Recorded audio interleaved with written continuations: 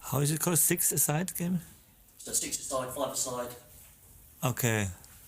Yeah, we call it a little bit different. Smaller sided games are a very important part of training in general. It's something you use often. It's part of our week plan. The benefit to training in smaller spaces is because you don't give time to the players to think. It's a lot about automatism and find the right decision without a lot of thinking. Fast decision, I think, is the one of the most important things. Decision under pressure. Always decide with the less touch, they can decide that moment. But football is not play one touch, play two touches, or play drive the ball or make a dribbling. So football is try the right decisions in the right moment. Sometimes you have to take two touches, but sometimes one, sometimes dribbling, sometimes you have to take 6 touches. So every single action is completely different. It's not the key point.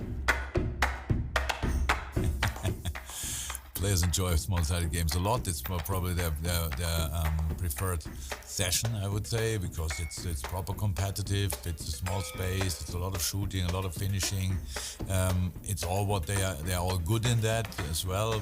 Maybe not all of them, but most of them are really good in that, and so they love it. And if I would ask at the beginning of the week, what do you want to do today, then probably a lot of players would say, let's play 5-a-side. They enjoy more when it's part of these small games with the normal post or with the post. So if one guy is not good enough, you can feel it immediately, and that is the reason why I think it's also good for the commitment of the team. In a football game with all the modern defending, the spaces become smaller and smaller and smaller.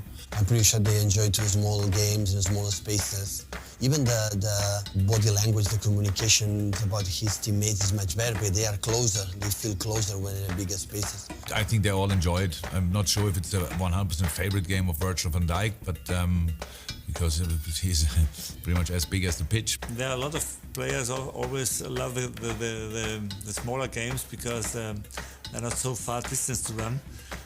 But it's something also like a quality from some players in a smaller space. They have more quality than others, and sometimes have problems to transform the quality on the bigger pitch. We play each other in the training sessions, and one team beat the other one. Sometimes they're happier to beat the opponent because they love to win his mates, but after that in the locker room and some of that they love. That is the point.